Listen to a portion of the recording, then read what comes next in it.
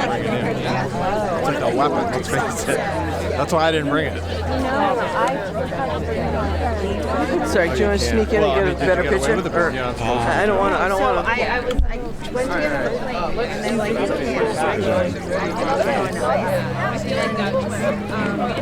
no, to Ireland.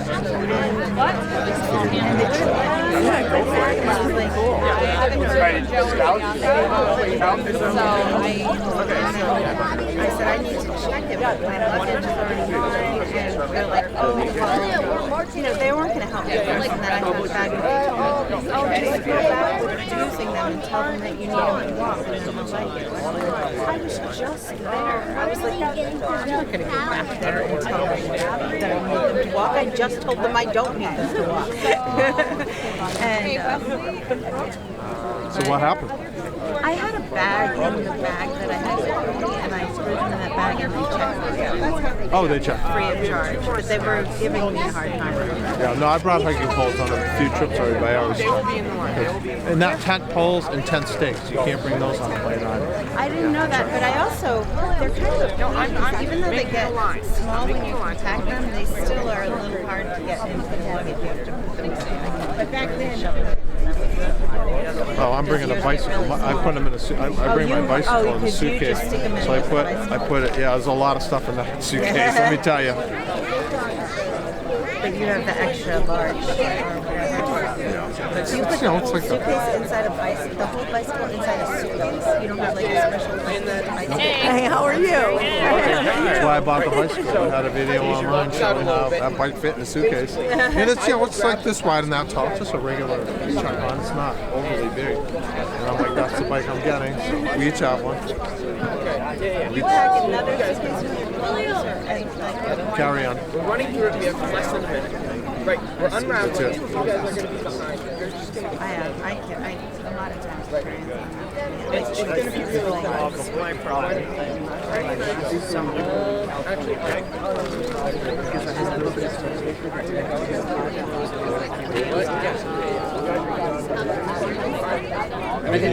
Yeah, are you? Yes. So our conversation is getting I'm sorry. I wasn't listening personally. So.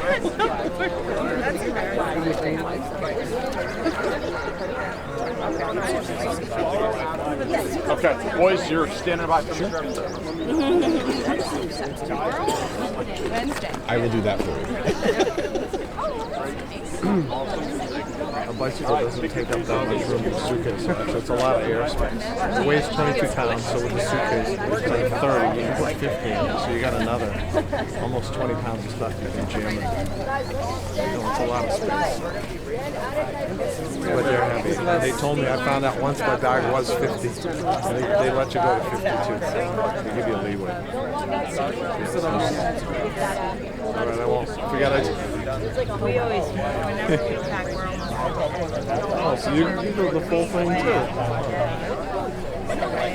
Yeah, I do too. I weigh them. Oh, I didn't see that. Yeah. Okay, guys.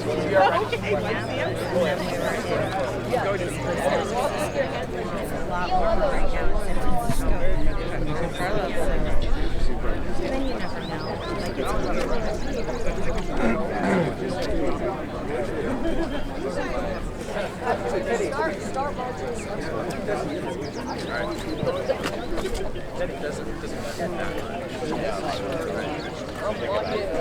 Okay, that's good. Teddy's good. All right, Teddy, we're not going to unraveling it now. I give you these two. yeah, actually, Jen and Josh. Yeah, that goes to the Yeah. Okay, so just do it out like this. Wait, I give you the star sign, right? So I give you this. Wait, no, that's all one No, side. I You want to say I give you. Absence of animals. then you know how to do Oh, the dogs will go crazy. Oh, that's right. Oh, they had dogs. we should be ready. Quite is happening scene there because we Intermittent firing.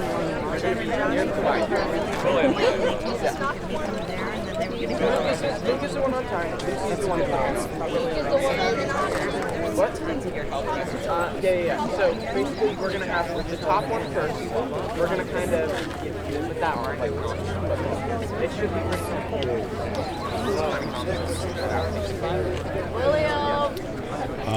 Probably more drumsticks. You're following that.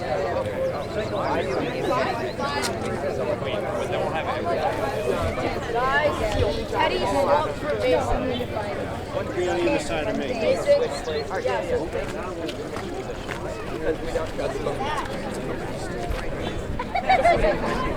All right, here we go. Good morning. Good morning. Good morning. Little reminder for everybody. If you haven't gotten your Estabrook Trail Walk registration form, so you can get a coin after walking the trail with us this morning, Doug has more forms over there by the church. Now would be a good time to retrieve one of those, all right? All right, I'm going to give you a little short history here of what happened on April 19th, 1775. Hopefully you can hear me. All right, I'll try to speak up. All right. So it's 2 a.m. in the morning.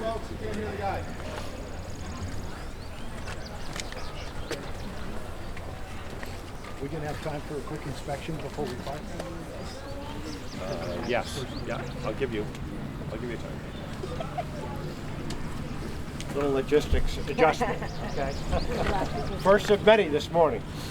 Okay. So it's 2 a.m. and Dr. Prescott has just arrived in Concord, sounding the alarm that the regulars are out. Okay? They didn't say the British are coming. We were all British citizens then. The regulars are out, meaning the regular army from Boston are out. Soon there were a few militia and Minutemen assembling on the town green in Concord. The Committee of Safety hastily convenes at Wright Tavern to discuss preparations.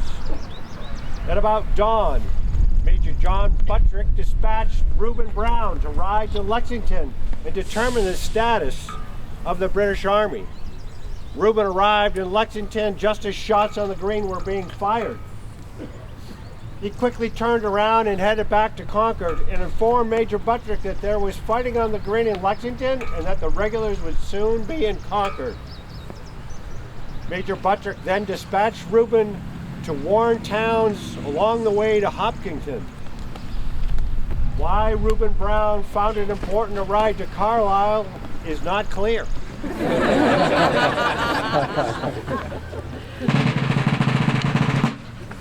Maybe it was because David Hartwell, who was an orderly sergeant with the Concord Minutemen, lived at the Concord-Carlisle line. And he obviously knew him, and so maybe he felt, well, I should probably warn him before I go towards Hopkinton. And it was only a small deviation from his ride anyway. But did he ride to Carlisle Center after warning him? We don't really know, but it might make sense. David Hartwell was a Concord Minuteman, and he got warned. He probably went straight to the bridge. He probably told Reuben Brown to come to Carlisle Center. I give you all this history to say we've looked at what was logical at the time and some, notes in different places, but we really have just kind of put it together our own version based upon what we think would have happened at the time. So you can hear we now have a drummer here on the green, Timothy Wilkins, who is sounding the alarm to the Carlisle village. Reuben Brown must have come to the center and he warned Timothy Wilkins that the regulars were out, and he started to alarm the town with his drum, and also James Kemp was blowing his horn. Now it was a still morning in the spring, kind of like this, kind of warm, a little windier today, but you can imagine that that sound would have carried fairly far, but maybe not to the edge of Carlisle. So once people heard the alarm, they would have gathered their materials and they would have come and made their way up to the green.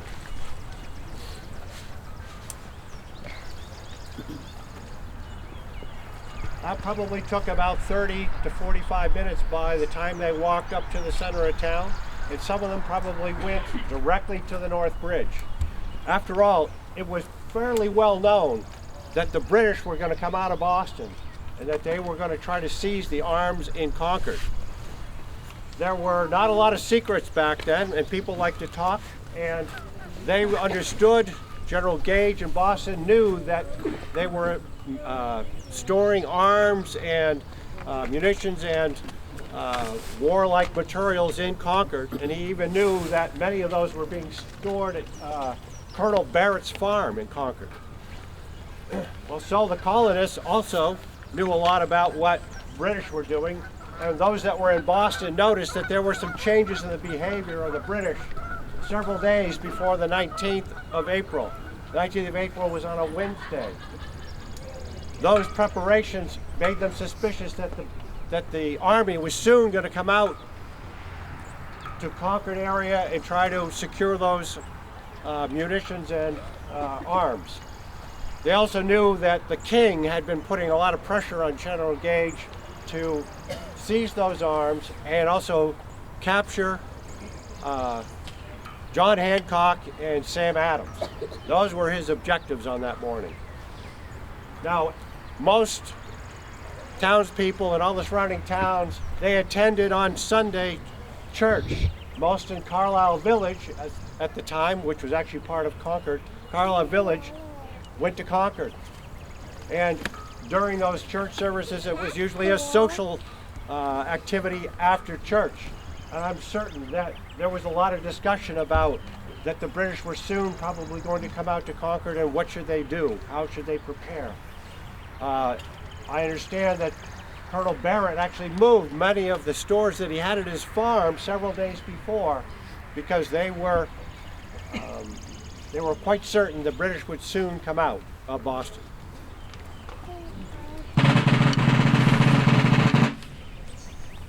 So on that morning, clearly the alarm would have been sounded.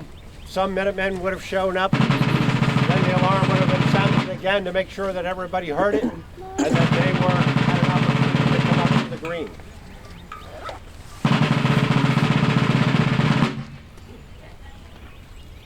There were 16 men, which are on the plaque on this monument here, that were sent to have marched to Concord on that morning of April 19th. Not all of them probably marched from this green, and probably some, we don't know whether they marched from town because there were no records of it. So these 16 that we honor today are symbolic of the response by the Carlisle Village to the alarm and to our nation's history and support of our independence with their march to Concord.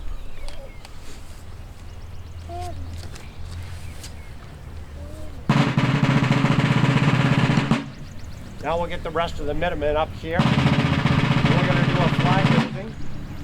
That'll be next. And then we'll do another short little history over next to the monument over here. And then we'll fire a volley before we form up and march to Concord. There will be a volley after the flag raising, so if you're sensitive to loud sounds, you might want to hear.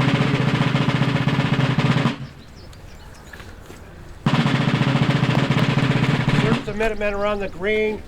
They have to go through an inspection, a safety inspection, so you will watch them do that before we do the flag raising.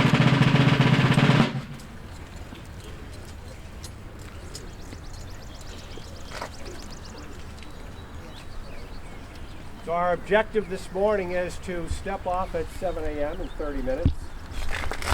We will march to the end of the trail and on to the visitor center above the bridge, or known as Buttrick Mansion. That's where anybody that wants to view the parade, that's a good viewing point there. The parade will come up from Concord Center, up Liberty Street, and go down the hill to the bridge. And we will be joining the rest of the parade on the hillside there. But the parade will then stop for a ceremony, which will last about 45 minutes. So you'll be there in plenty of time. You should get there about 8:30, 8:45 at the latest, and the parade should not be to Buttrick's until about 9:15 or so. Okay. And then you will notice at the end of the ceremony, there's going to be a flyover. So that will be your signal that the end of the ceremony is just about done.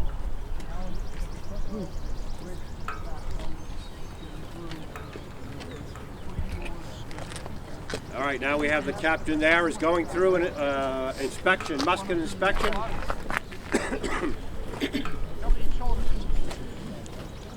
And here we have, next to me, we have an original member from the 1975 bicentennial year, Minuteman, carrying the town flag, which was created and made by one of the Minutemen's wives back in 1973, voted in by the town.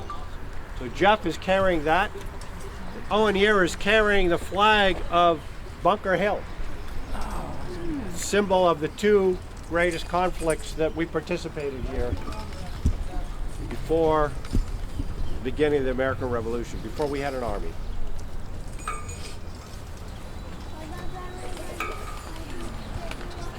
That's a good shirt. And it's silly because you can put it in the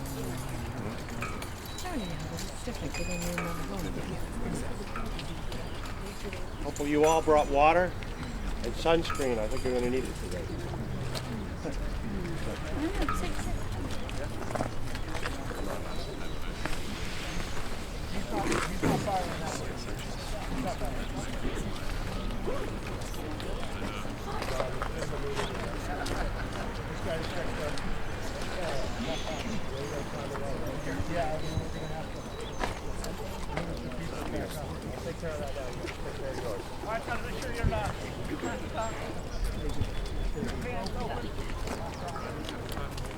Fine here for the moment.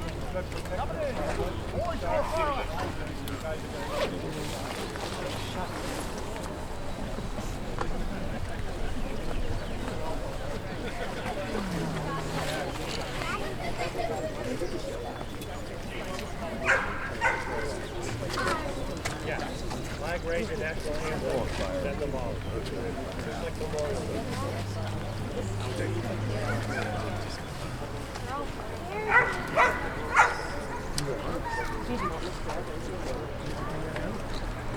Now certainly there were not this many on that April morning. These guys are going through their inspection and then they're going to prime and load. They want to make sure that they are ready for whatever's going to happen this morning. So they're going to all be loaded here and they're going to fire a volley here for the flag raising.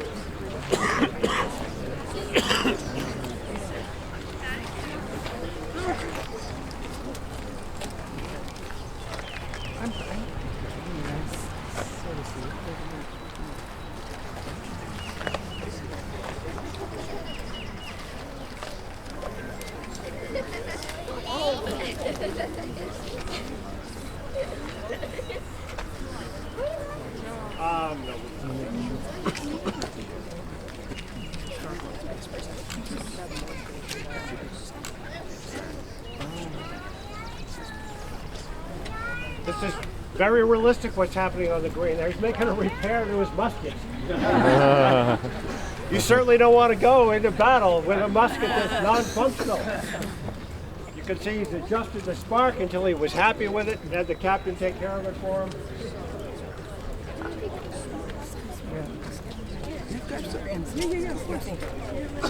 We're almost ready.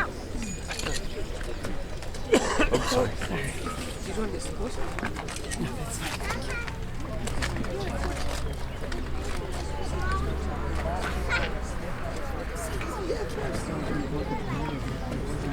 Sorry. Do you want me to move? Let's go there.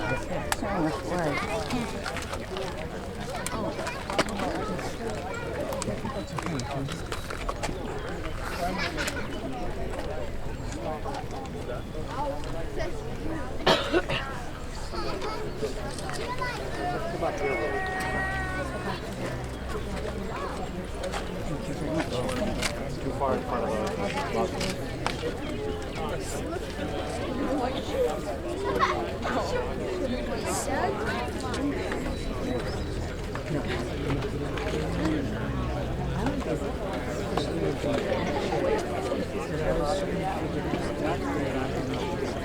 You guys want to turn around, we'll go ahead and start the flag race. All right, well, come on down.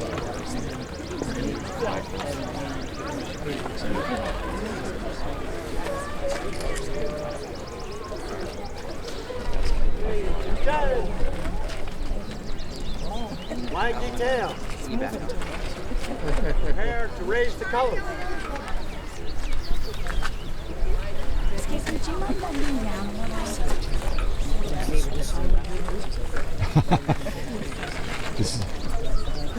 It's actually finished. Oh, finished? Okay. Really? That's neat.